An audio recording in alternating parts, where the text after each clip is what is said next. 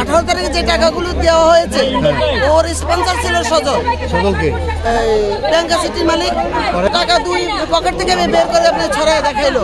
সজল মিয়া টাকার ঘাটতি নিয়ে বসে 20,000, কাউকে 30,000, 12,000 এভাবে করে টাকা। আরে 18 তারিখে আমি স্বপ্ন আমরা ব্যাংকে ঢুকছি না, আমি ব্যাংকা সিটির মালিক ওই যে শক্তি মুক্তি নেই ছবিটা করছে। এবার টাকা তো দিছে, এবার তো টাকা দিছে সজল মিয়া। সজল মিয়া টাকার ঘাটতি নিয়ে বসে।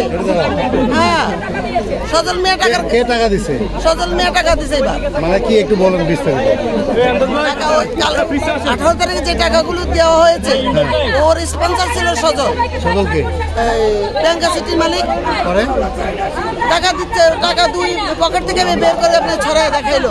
তারপর বললো যে আপনি কত দিছে? না, আমাদের তো টাকা দিবেন, আমরা নাকি ওর বিরুদ্ধে কি বলছি, মিছা মিছা কথা বলছে তো তার নাচের মেয়েরা। যাক, আমি প্রোটেস্ট করলাম যে কেন নিপুণ 570 জন ভোটার হলে তো আমরা তো সেখানে আছি, তুমি এভাবে কথা বলো কেন? সে আমারে বলে দিদি তর্ক করো না। আমি তর্ক কাহাকে বলে? তর্ক তো তুমি করছো। তুমি আমাকে বলো কেন যে 1,000 টাকা করে নিয়ে চলে যাবো, কেন গাড়ি ভাড়া নিয়ে চলে যাবো?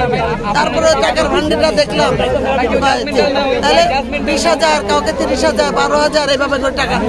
কিন্তু উনি তো বলছে যে ডিপজল হচ্ছে যে এবার নির্বাচনে টাকা খরচ করছে, এই জন্য তিনি রিট করছে। আসলে কোনো টাকা পয়সা ডিপজল খরচ করছে কিনা, এই ইন্ডাস্ট্রির ভিতরে তো উনি ছিলেন। উনি তো আর শুটিং ক্লাবে যায়নি, উনি তো ডিপজল তো ভিতরেই ছিলেন।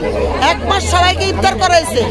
ইফতার করাইছে 500 টাকা করে গাড়ি ভাড়া দেয় আসা যাওয়ার জন্য। এটা কি টাকার ছড়াছড়ি বলা হয়? আপনি উল্টো বলছেন যে তিনি টাকা খরচ করছেন। হ্যাঁ, আমি না, সবাই বলবে, যারা যারা আনছে তার এখানে এত লোক টাকা আনছে তারা বলবেন আমরা তো টাকা পাই নাই। টাকা যে পকেটে দেখাইছে ওটা কি আপনি নিজে দেখছেন? সজল মিয়া দেখাইছে নিজে আমাদের